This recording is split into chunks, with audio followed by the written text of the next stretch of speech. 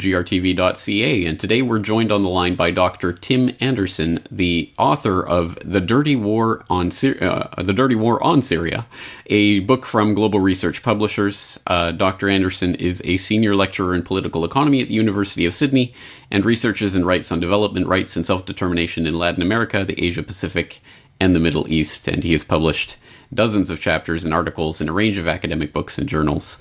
So, Dr. Anderson, thank you very much for joining us on the program today. Thanks, James. Let's talk about this new book, The Dirty War on Syria. What was your motivation in writing this book? Yeah, largely because of the huge disinformation campaign that I saw beginning back in 2011, and in particular the not credible explanations for how the violence erupted in Dara initially. And I started investigating that, and then I joined some Syrian Australians in their campaigns to defend Syria, and I more or less, it was a learning experience for me, and eventually that turned into the idea of a book. In your preface, you write that although every war makes ample use of lies and deception, the dirty war on Syria has relied on a level of mass disinformation not seen in living memory. Can you elaborate on that? What types of disinformation have been at play in the Syrian war? Well, I mean, the historical reference is that, I remember the Vietnam War and many wars since then, and there's always been that disinformation. But the surprising thing was, with our access to the internet these days, which has really allowed some openings that didn't exist before, I'm really surprised and shocked as an educator that people are still captured by the media monopolies, and the media monopolies have been really monolithic on this particular war. They've banned any dissenting narratives basically about the war.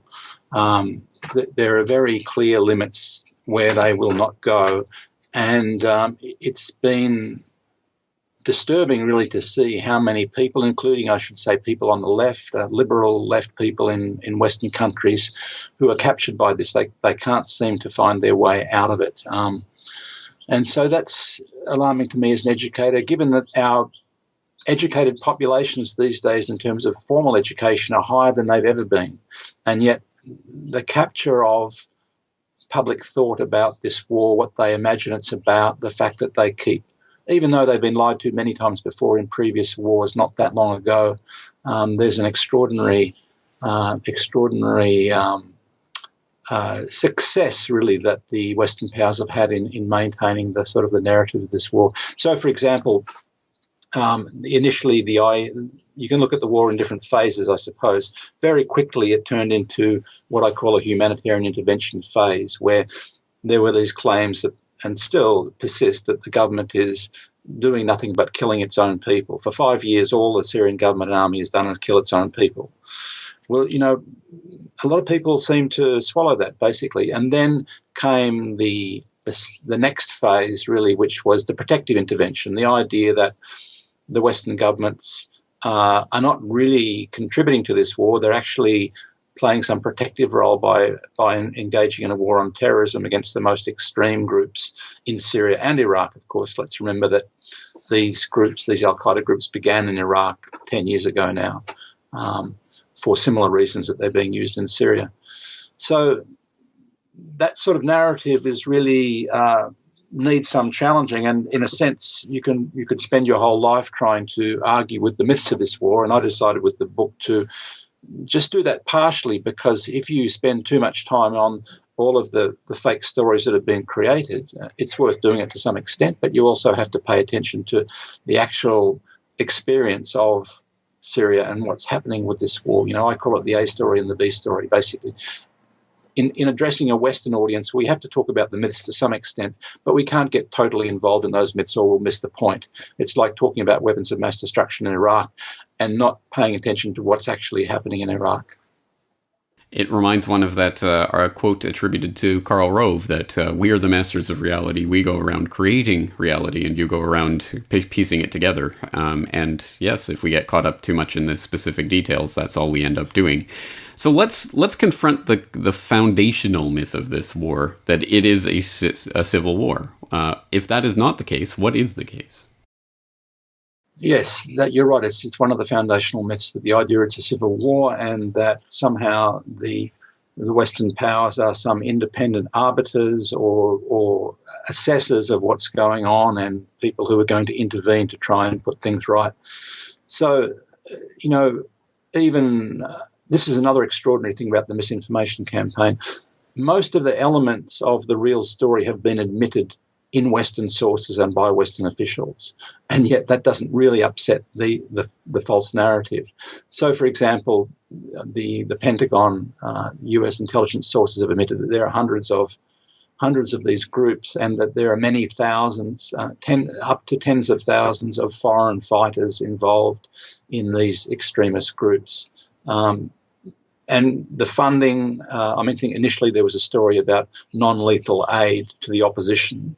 It's one of the myths is that the Al-Qaeda groups are actually opposition groups, in a sense that no other country would tolerate the idea that a political opposition is actually bombing civilians and army, whoever. No one tolerates the idea of an armed opposition in any country, but somehow it's called an opposition in Syria. And the spokespeople sent from Saudi Arabia to Geneva are really the spokespeople for those various Al-Qaeda groups.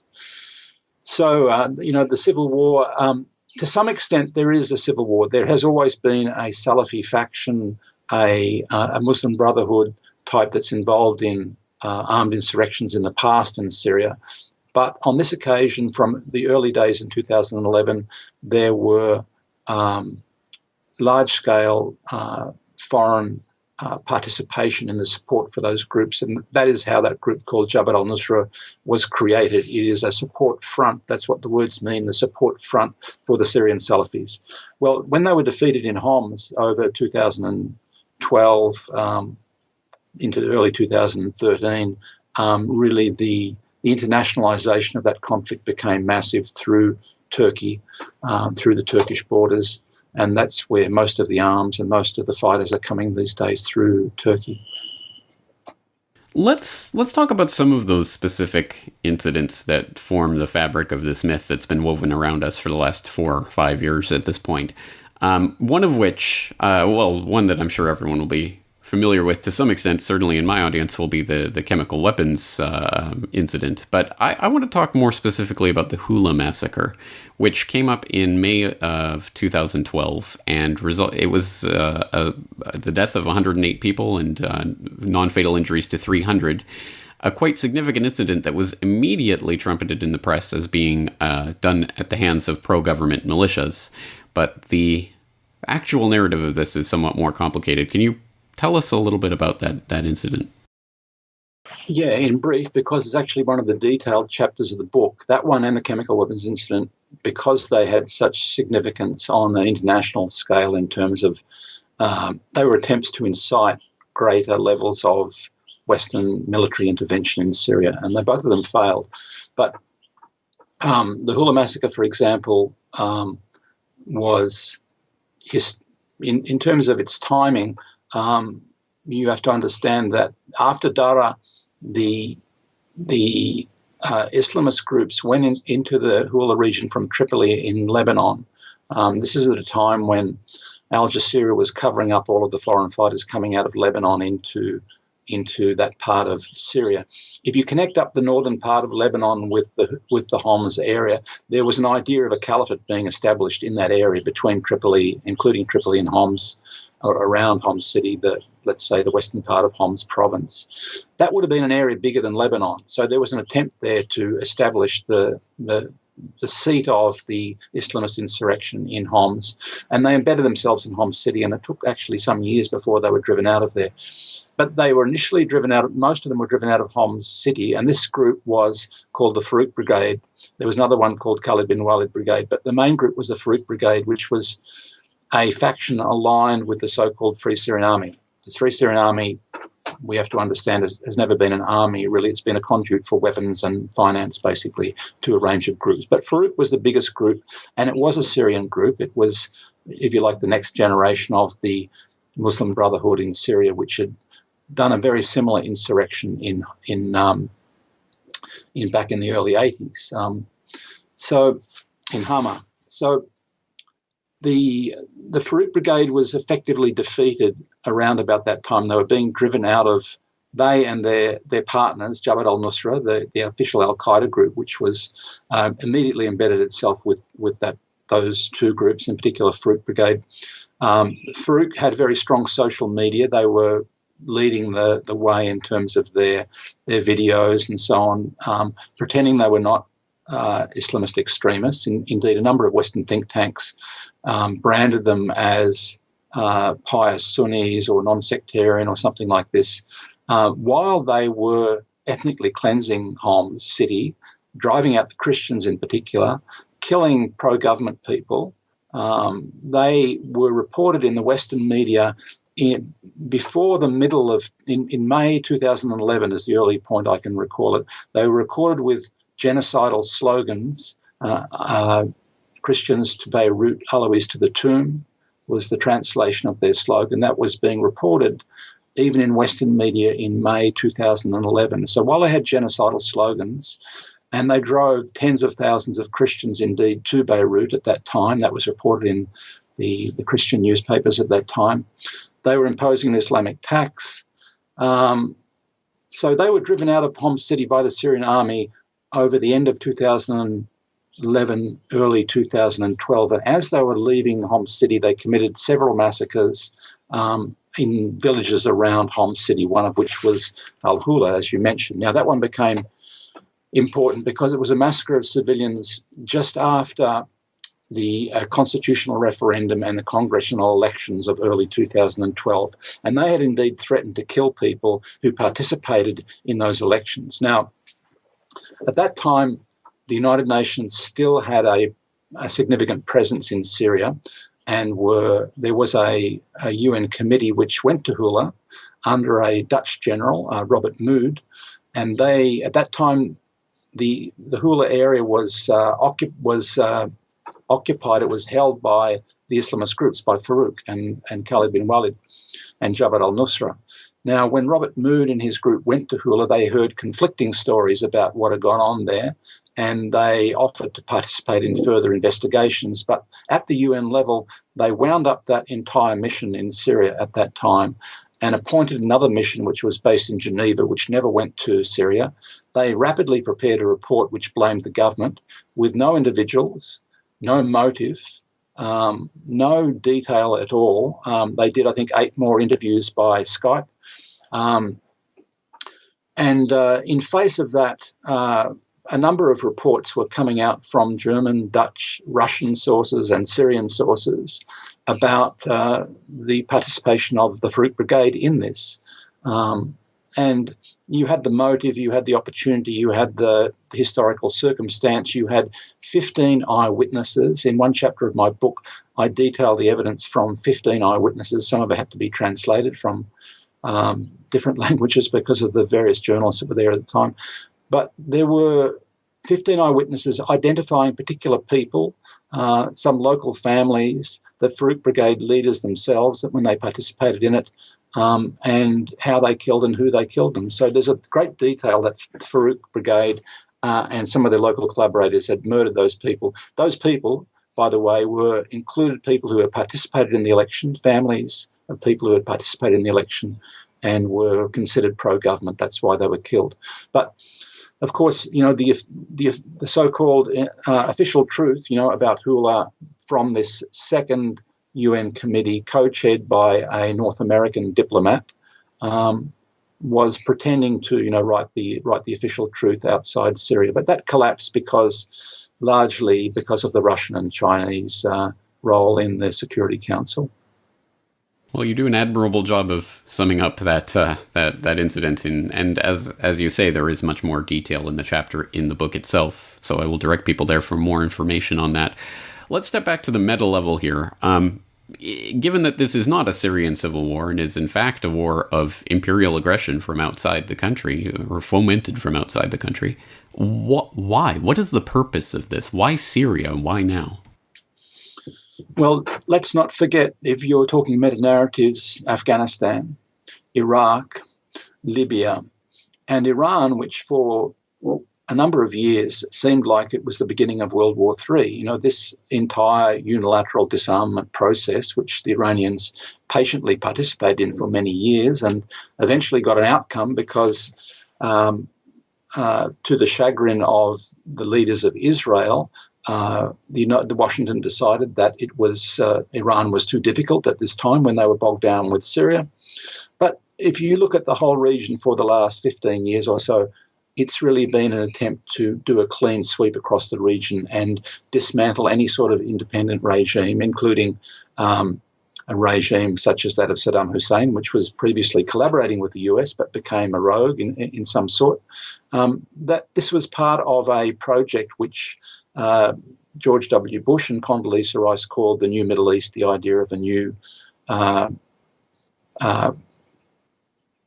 constellation of countries which were going to be much more US friendly. Let's say I'm leaving out the rhetoric of freedom and all the other sorts of things that are used typically.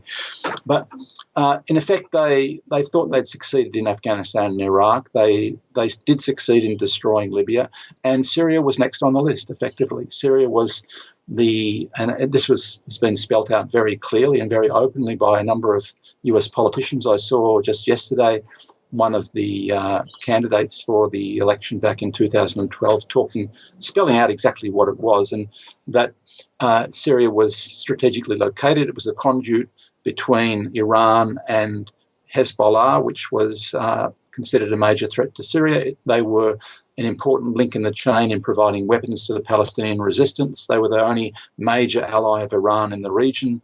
Let's remember, Iran and Syria are the only two countries in the region without US military bases. So the Israelis in particular, they hid their involvement in the war against Syria because they're universally hated in the region, but in more recent times they've been more open about helping any particular group, whether it's Free Syrian Army or Jabhat al-Nusra or ISIS. They've specifically not denied involvement with any of those groups. They've said they're helping all of them to overthrow Syria. So Syria was the important link in the chain.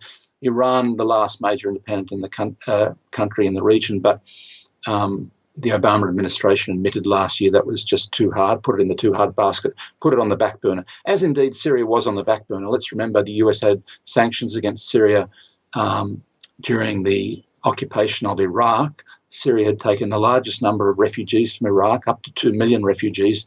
It still holds the largest number of refugees from Iraq, around 400,000 in Syria today, despite 5 years of war. But sanctions were imposed during that time by the Bush regime because Bush considered that Syria was supporting the resistance, even though they acknowledged that Syria was very anti-Al-Qaeda then as now, but they accused them of supporting the resistance in Iraq, and so sanctions were first imposed then later on during this war in 2011, 2012. Well, finally, who do you envision as the audience for your book specifically? Is this intended for people who don't know any of this information, who have swallowed all of the media disinformation about Syria? Is it intended for people who know about it, who are concerned about this? Who do you aim this book at? Well, I say in the book it's specifically aimed at an honest, curious Western audience. In other words, people who think that there's some point in reading and some point in looking at evidence and not just looking at sort of countering narratives in the media. If people are genuinely curious and honestly curious, because, of course, there are some people who are going to keep believing that Saddam Hussein bombed the towers in New York in 2001, so people who are so set in their ways, you can't really waste too much time. It goes back to the point I made about the A story and the B story. To some extent, I felt I had to address the myths, but I also want to say what's going on there. Now, that's who it was written for. It may be that other people, certainly there are other people who are reading it. I was presenting the book in Syria last month. The Arabic edition will be out next month. There's also a German edition which will be out next month, and I'm going to go back and talk in Germany and in Syria to people. So it's not written for them, but they're going to see something in it that may be interesting for them. I don't know what that is yet. Although in Syria, some people said, well, this is really surprising. How come an Australian is writing this book? That's one of the things they saw in it, So sometimes you get other audiences interested, but it's mainly for a curious, honest Western audience that is genuinely puzzled about the the line they've been spun about this war and wants to find out more. And so the sources reflect that too. Really, there is, after 5 years of war, of course, there's a lot of information out there, but it's just a question of bringing it together in a coherent sort of way. And I decided to do it in a fully academic way, so people can go and check those sources if they want to go and follow up and find out more for themselves. And if people want to check the book itself, of course, they can go to globalresearch.ca